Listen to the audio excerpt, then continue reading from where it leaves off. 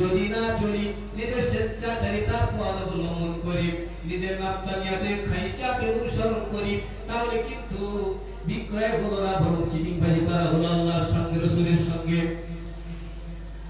হযরত সাহাবী হামজা রাদিয়াল্লাহু তাআলা নবী সাহাবী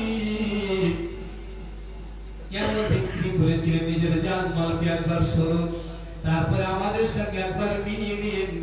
কারণ আল্লাহ পাক কালাম পাকে বলেছে, ওয়া ইযা কিলা লাহুম আমিনু কামা আমানান নাস, তোমরা ঈমান আনো ওই সমস্ত লোকের মতো যারা ঈমান এনেছে। তোমরা ঈমান আনো ওই সমস্ত লোকের মতো যারা ঈমান এনেছেন। কারা কারা যারা ঈমান এনেছেন? সাহাবায়ে কেরাম রাদিয়াল্লাহু আনহুম আজমাইন যেমন ঈমান এনেছেন তেমন ঈমান আমাকে আনতে হবে, আপনাকে আনতে হবে। যদি আমি আপনি সেই সাহাবীদের মতো ঈমান যদি না আনতে পারি, তাহলে ঈমানের জায়গায় আমাদের ঘাটতি হয়ে যাবে। আরে কেমন ঈমান এনেছেন? প্রতিটা সাহাবী ছিলেন জিন্দাদি, প্রতিটা সাহাবী ছিলেন আল্লাহর ওলি। আল্লাহ তাদের সম্পর্কে বলেছেন, যদি আল্লাহ আনহু ওয়া রাদু আনহু, আল্লাহ তাদের প্রতি রাজি খুশি, তারা আল্লাহর কাছে রাজি খুশি হয়ে গেছে। সেই ঈমান আমাদের রাখতে হবে। কুরআন শরীফের একটা ফতোয়া কিতাব আছে, দেখে নেবেন। ফতোয়া সিদ্দিকিয়া দ্বিতীয় খণ্ডে বলা হয়েছে, সাহাবায়ে কেরাম রাদিয়াল্লাহু আনহুম আজমাইন যখন নবী পাক সাল্লাল্লাহু আলাইহি ওয়াসাল্লামের হাতে হাত দিয়ে বায়াত হতেন, ঈমান আনতেন, তখন আল্লাহর নবী স্বয়ং তার মাথা থেকে আর নাভি পর্যন্ত রহমতের হাতটা বুলিয়ে দিতেন। সঙ্গে সঙ্গে কাল রূহ সে রাব্বান নাস জিন্দা হয়ে যেত, আল্লাহ প্রেমে পাগল হয়ে যেত, আল্লাহ আল্লাহ জিকির করত। আমরা শত কালেমা পড়ি, তারপরেও কি আমাদের কলবে হৃদয়ে আল্লাহ আল্লাহ জিকির করে? আমি কি শুনতে পাই, বুঝতে পারি, তার মুখকে দেখতে পাই? তাহলে আমরা কেমন কালেমা পড়েছি? ওই কালেমা যে কালেমা পড়লে কলব সাক্ষী দেয় আল্লাহ আল্লাহ আল্লাহ সাক্ষী দেয়, এই কালেমা পড়তে হবে। কারণ আল্লাহ কালাম পাকে বলেন, ইয়াউমা লা ইয়ানফাউ মালুন ওয়ালা বানুন ইল্লা মান তাওয়াল্লা বিকলবিন সালিম। যেদিন কিয়ামত হবে, সেদিন তোমার কোনো কিছু উপকার আসবে না। তোমার মাল ধন সম্পত্তি, টাকা পয়সা, গাড়ি বাড়ি এবং তোমার সন্তান সন্ততি তোমার কোনো উপকার করতে পারবে না। ইল্লা মান তাওয়াল্লা বিকলবিন সালিম, আর কলবে সালিম ছাড়া আল্লাহ কাছে কেউ নাজাত মুক্তি পাবে না। আল্লাহর কাছে নাজাত মুক্তি পাবে না যার কলবে সালিম নাই। নামাজ আছে, রোজা আছে, হজ আছে, যাকাত আছে, কুরবানি আছে, দান আছে, অনেক ভালো কাজ আছে, নেক কাজ আছে, কিন্তু কলবে সালিম নাই, জেনে রাখো তোমার কোনো মুক্তি নাই, নাজাত নাই। কলবে সালিম বানা মুমিনে কামেল হতে, মুমিন হতে হবে। মুমিন কারা? আল্লাহ কোরআন বলে সূরা আনফাল 2 নম্বর আয়াত, বিসমিল্লাহির রহমানির রহিম, ইন্নামাল মুমিনুনা আল্লাযীনা ইযা যুকিরাল্লাহু ওয়াজিলাত কুলুবুহুম ওয়া ইযা তুলিয়াত আলাইহিম আয়াতুহু যাদাতুহুম ঈমানান ওয়া আলা রাব্বিহিম ইয়াতাওয়াক্কালুন। الذين يقيمون الصلاة ومما رزقناهم ينفقون أولئك هم المؤمنون حقا لهم درجات عند ربهم لهم مغفرة ورزق كريم. আল্লাহ বলেন ঈমানদার তো তারাই, মুমিন তো তারাই যাদের কলব আল্লাহর মহত্বের ভয়, যাদের কলব আল্লাহর জিকিরে তাকওয়া করে প্রকম্পিত হয়, যাদের কলবে কলরব হয়, যাদের কলবে যাদের হৃদয়ে আল্লাহ আল্লাহ আল্লাহ আল্লাহ জিকির হয়, আমার আল্লাহ বলবে তো মুমিন। আর ওদের সামনে আল্লাহর আয়াতের আলোচনা হলে তাদের ঈমানটা বৃদ্ধি পায়, বেড়ে যায়। আর ঈমান থাকলে তো বুঝবে সে বাড়ছে না কমছে, কি বলে? আরে বাড়লো না কমলো, থাকলে তো বুঝবে। আমরা আমাদের নিজেদের গবেষণা নিজেরা করি, আমাদের ঈমান আছে তো না? ঈমান আসলে আসেনি।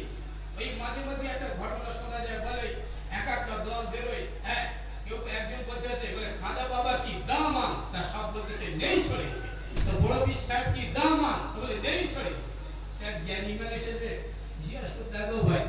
बाबा के दामन कभी पकड़ाया? मौलवी साहब की दामन कभी पकड़ाया? मैंने नहीं। अरे पहले पकड़ो, उसके बाद छोड़ने का बात है।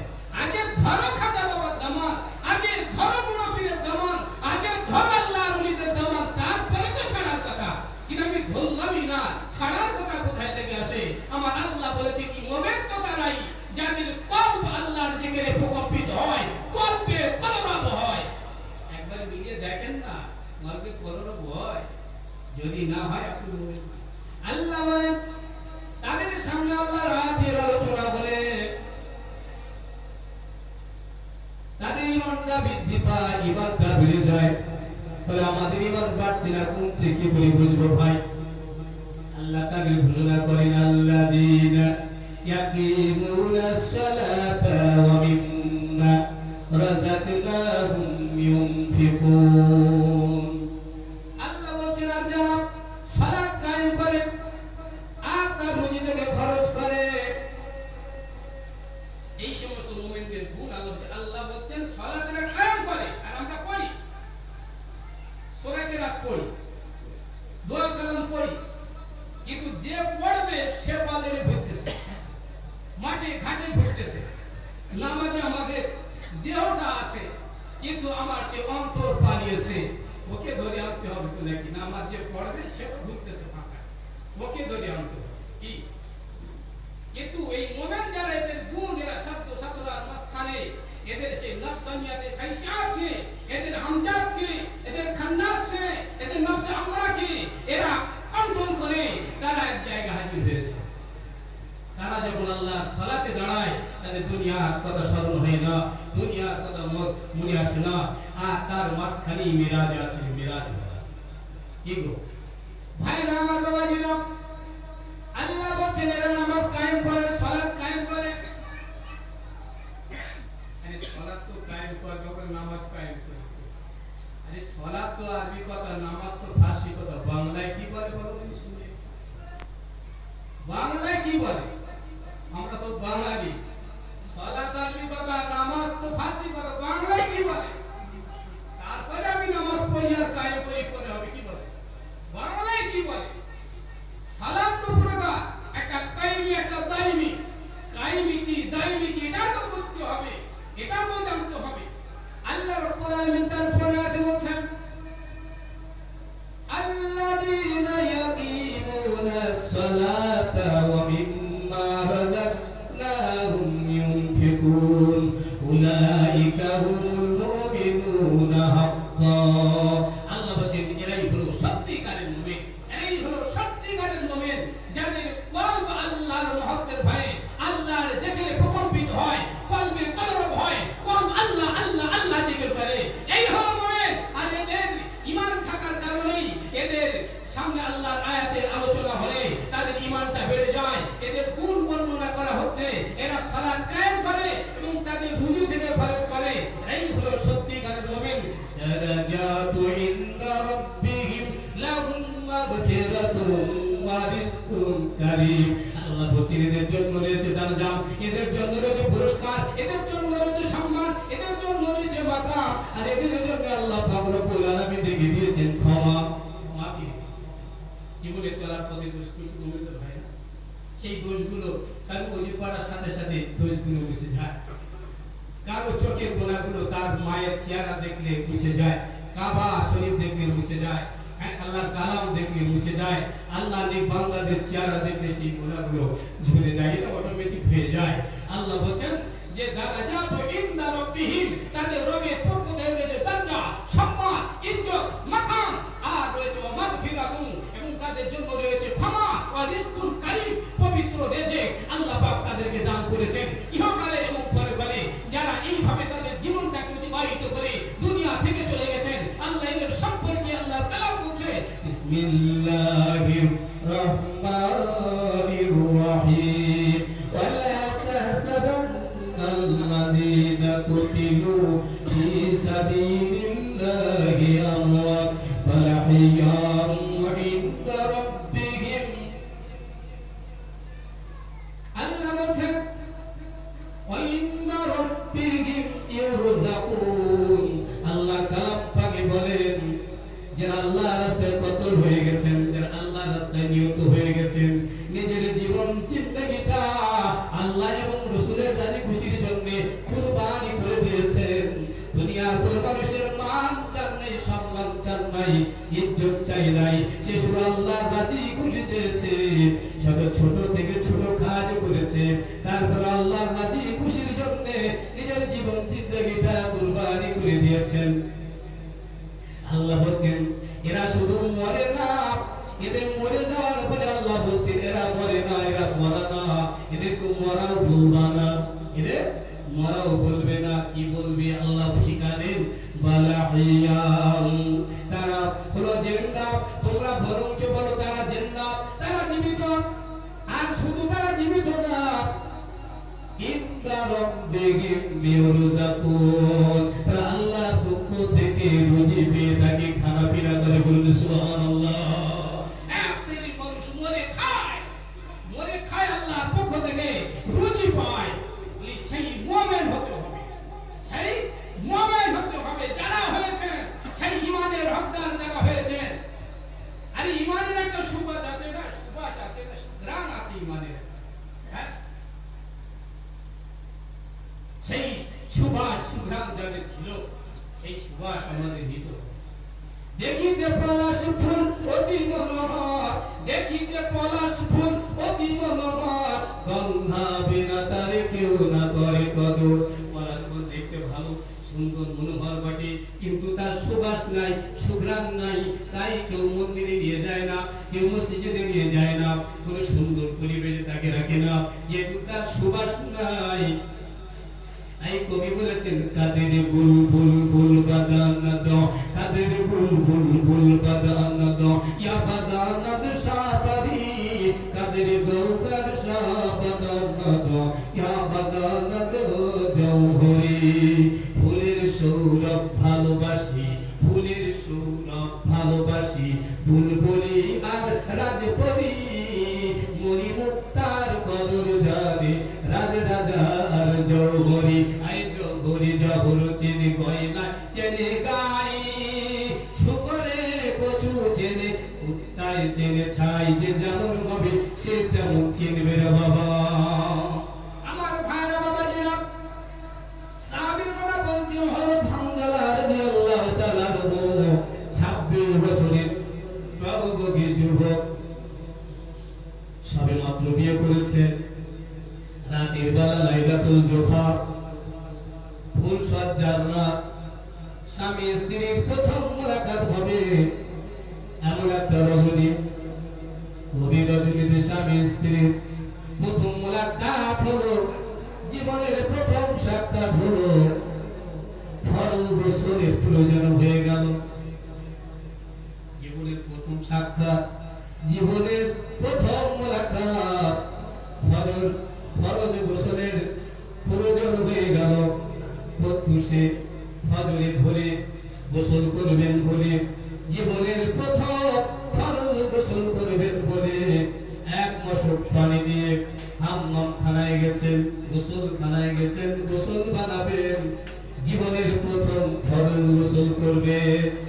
কিন্তু আল্লাহ নবী হুজুর মুহাম্মদুর রাসূলুল্লাহ সাল্লাল্লাহু আলাইহি ওয়াসাল্লামের পক্ষ থেকে সংবাদ আসে, আল্লাহ বান্দারা কি আছো, জিহাদের ময়দানে যাবে। আল্লাহ নবী ডাক এসেছে, জিহাদের ময়দানে যেতে হবে, কাফের বেঈমানদের বিরুদ্ধে মোকাবিলায় দাঁড়িয়ে যেতে হবে। যারা শহীদ হয়ে যাবে, যারা মারা যাবে, আল্লাহ নবীর সঙ্গে বিনা হিসাবে আল্লাহর জান্নাতে চলে যাবে। আল্লাহর জান্নাত বিনা হিসাবে। এই ওয়াফাত সাহাবী হযরত হামজালা রাদিয়াল্লাহু আনহু এই গোসলের পানিটা রেখে দিলেন।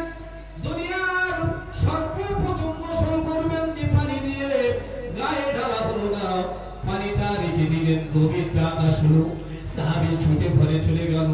ঘরে চলে যে বিবির কাছে যে বলছেন, বিবি রে, জিহাদের ময়দানে ডাক এসেছে, কাফের বেঈমানদের বিরুদ্ধে মোকাবিলায় দাঁড়িয়ে যেতে হবে।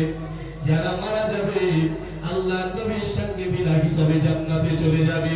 বিবি ইমানের বদৌলতে ইমানের তাকওয়াতে তিনি জ্ঞানী হয়ে রয়েছেন।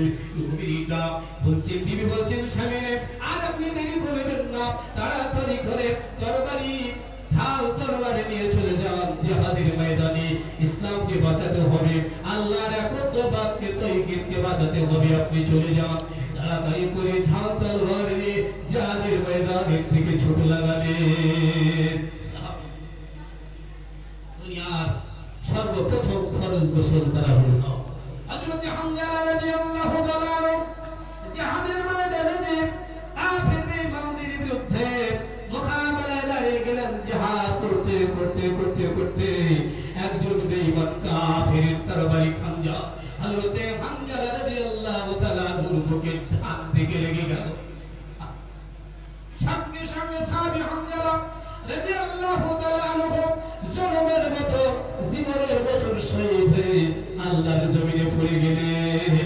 বলুন ইন্না লিল্লাহি ওয়া ইন্না ইলাইহি রাজিউন। শহীদ হয়ে গেলেন। জিহাদের ময়দানে যুদ্ধ চলছে। আল্লাহ পাক রব্বুল আলামিন জিহাদের ময়দানে এই মুতার ময়দানে মুসলমানদেরকে বিজয় দান করেছেন। মুসলমানরা বিজয় পেয়েছে, জিতে গেছেন। কিন্তু অনেক নিরপরাধ জওয়ান যুবক সাহাবীরা জিহাদের ময়দানে শহীদ হয়ে গেছেন। সংবাদটা মুহূর্তের মধ্যে গ্রামে চাউর হয়ে গেল, এলাকায় পৌঁছে গেল। হযরত হামজা রাদিয়াল্লাহু তাআলা আনহুর বিবির কাছে সংবাদটা পৌঁছে গেল। ও হামজার বিবি রে, তোমার স্বামী জিহাদের ময়দানে সরবের মতো জীবনের মতো কাফের বেঈমানদের তরবারি হাতে শহীদ হয়ে গেছে। বিবি বলছেন ইন্না লিল্লাহি ওয়া ইন্না ইলাইহি রাজিউন। এই যে হামজা রাদিয়াল্লাহু বিবি সাহেবা আর দেরি করে না, নিজের শরীরটাকে আবরুটাকে ঢেকে দিলেন, পর্দা করে নিয়ে জিহাদের ময়দানের দিকে দৌড় লাগালেন। ছুটে ছুটে গিয়ে আল্লাহর নবী দরবারে হাজির হয়ে গেলেন। জিহাদের মাঠে অনেক টাটকা তাজা লাশ পড়ে আছে, মুসলমানদের শহীদের। আল্লাহর নবী সাহাবী সঙ্গীদের নিয়ে আলোচনা করছেন, কি হবে, কি করা হবে, কোথায় দাফন করা হবে, কিভাবে দাফন করা হবে, কে শহীদ হলো, কয়জন শহীদ হলো, আলাপ আলোচনা চলছে।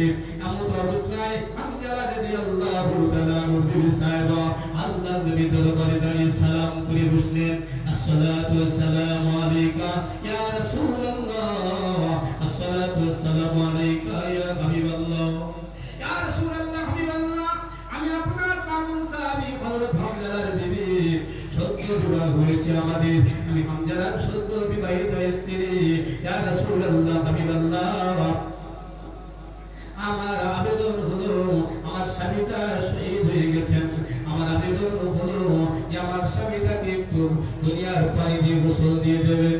আল্লাহ নবী বলছেন, আমার পাগল সাহাবী হামজার বিবি রে, তুমি জানো যারা জিহাদের ময়দানে শহীদ হয়ে যায়, যারা জিহাদের মাঠে শহীদ হয়ে যায়, তাদের দুনিয়ার কোনো পানি দিয়ে গোসল দেওয়া হয় না।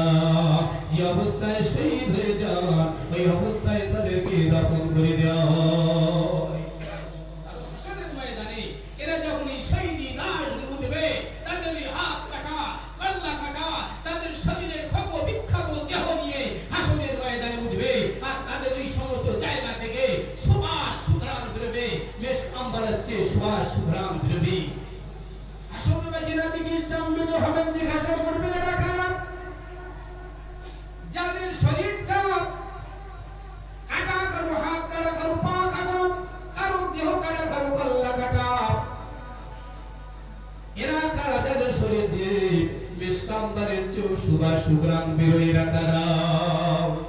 জবাব আসবে না তারা যারা জিহাদের ময়দানে আল্লাহর জন্য এবং রাসূলের জন্য নিজের জান মালকে কুরবানি করে দিয়েছিলেন।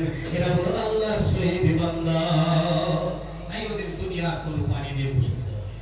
হযরত হামজার বিবি বলেন, ইয়া রাসূলুল্লাহ, ইয়া হাবিবাল্লাহ, আমি জানি যারা জিহাদের ময়দানে শহীদ হয়ে যায়, যারা জিহাদের ময়দানে শহীদ হয়ে যায়, তাদের দুনিয়ার কোনো পানি দিয়ে গোসল দেওয়া হয় না। কিন্তু ইয়া রাসূলুল্লাহ, হাবিবাল্লাহ, আমি আপনার পাগল সাহাবী হামজার বিবি, সকল আমার বিবাহ করে এনেছেন। আমি সত্য বিবাহিত স্ত্রী, রাতের বেলা ফুলসজ্জা লাইলাতুল জুমআ বাসর ঘরে স্বামী স্ত্রীর সর্বপ্রথম মোলাকাত হয়েছে। হুজুর আমাদের প্রথম ফরজ গোসল ফরজ হয়ে গেছে, গোসল করবেন বলে এক গোসল পানি দিয়ে ওই গোসলখানায় গিয়েছিলেন। আপনার পক্ষ থেকে ঘোষণা দেয় কি আছে, নবীর ডাক এসেছে, জিহাদের ময়দানে যেতে হবে। জিহাদের ময়দানে যে যদি শহীদ হয়ে যাও বিনা হিসাবে আল্লাহ নবীর সঙ্গে আল্লাহর জান্নাতে চলে যাবে। আপনার পাগল সাহাবী আর দেরি করে না, দুনিয়ার পানি দিয়ে গোসল করা হয় না, পানিটা রেখে তাড়াতাড়ি করে ঢাল তলোয়ার নিয়ে জিহাদের ময়দানে চলে এসেছে এবং কাফের বেঈমানদের আঘাতে তিনি শহীদ হয়ে গেছেন। ইয়া রাসূলুল্লাহ, গে হাবিবাল্লাহ, আমার স্বামী দুনিয়ার কোনো পানি দ্বারা ফরজ গোসল পর্যন্ত করা হলো না, তাই আপনার কাছে আবেদন যাতে দুনিয়ার পানি দিয়ে আমার স্বামীকে একবার গোসল দিয়ে দেওয়া যায়। আল্লাহর নবী সাহাবীদের বলেন, সাহাবীরা যাও জিহাদের ময়দানটা খোঁজো, খুঁজে খুঁজে আমার স্বামী হামদার লাশ মোরকটা বার করো, যাকে দুনিয়ার কোনো পানি দিয়ে গোসল দেওয়া যায় কিনা। সাহাবীরা খুঁজতে লাগলেন, তারা শুনতে লাগলেন, শত শত মানুষের মাঝে শত শত মরার ভিড়ে সাহাবীদের লাশ মোবারক আছে, পাশে কাফেরদের লাশ আছে।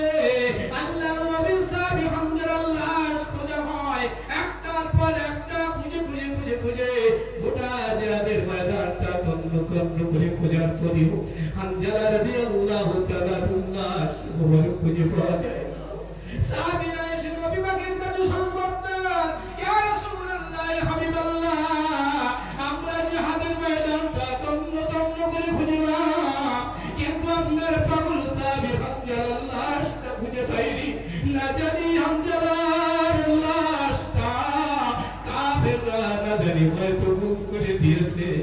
আল্লাহ নবী চিন্তান্বিত হয়ে পড়লেন, কি ব্যাপার, কি ব্যাপার, কি হলো, আমার হামজার লাশটা কোথায়?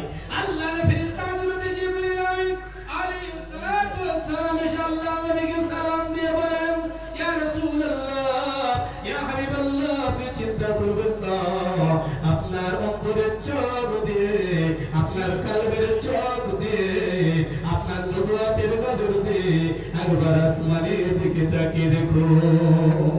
আল্লাহর নবী তার রুহানি নজর দিয়ে, তার নূরের নজর দিয়ে আসমানের দিকে তাকালেন। ইয়া আল্লাহ পাক, হযরতে হামজা রাদিয়াল্লাহু তাআলা লাশ মোবারকটাকে ফেরেশতাদের দিয়ে আসমানে আল্লাহর রহমতের পানি দিয়ে গোসল দিয়ে দিচ্ছে। যার দুনিয়ায় নবীর প্রেমে, নবীর ভালোবাসায়, নবীর মহব্বতে দুনিয়ার পানি দ্বারা গোসল দেওয়া হলো না, গোসল সম্ভব হলো না, নবীর মহব্বতে জিহাদের ময়দানে যে শহীদ হয়ে যায়, আল্লাহ তাআলা এরকম নবী প্রেমিকের জন্য, নবীর মহব্বতের সাহাবীর জন্য আল্লাহ ফেরেশতাদের দিয়ে আল্লাহ জান্নাতে, আল্লাহর আসমানে গোসল দিয়ে দেওয়ার ব্যবস্থা রেখেছে। নবীর মহব্বত আর নবীর ভালোবাসা ছাড়া ঈমান হয় না। আল্লাহর নবী বলেন, লা ইউমিনু আহাদুকুম হাত্তা আকুনু আহাব্বা ইলাইহি মিন ওয়ালিদিহি ওয়া ওয়ালাদিহি ওয়ান নাস আজমাইন। তুমি মুমিন হতে পারবে না ততক্ষণ পর্যন্ত যতক্ষণ না তুমি নবীকে ভালোবাসবে, তোমার পিতা মাতার চেয়ে, তোমার ছেলে মেয়ের চেয়ে, তোমার বন্ধু বান্ধবের চেয়ে যতক্ষণ না নবীকে মহব্বত করতে পারলে, নবীর ভালোবাসা তোমার অন্তরে জন্মালো, ততক্ষণ তুমি মুমিন হবে। খালি মুমিন হতে গেলে প্রথম নবীর মহব্বত লাগবে, নবীর ভালোবাসা লাগবে। যারা নবীর সঙ্গে ভালোবাসা করেছিলেন, হযরত আবু বকর সিদ্দিক রাদিয়াল্লাহু তাআলা আনহু, তাই কবি বলেছেন, নবীজির গোলামের কোনো চিন্তা নাই, চলো নবীজির জান্নাতে মদিনাতে যাই। নবীজির গোলামের কোনো চিন্তা নাই, চলো নবীজির জান্নাতে মদিনাতে যাই। কঠিন হাসরের দিনে, কঠিন হাসরের দিনে বেহেশতে যাবে না নবী উম্মত বিনে, মাফ করে দিবেন আল্লাহ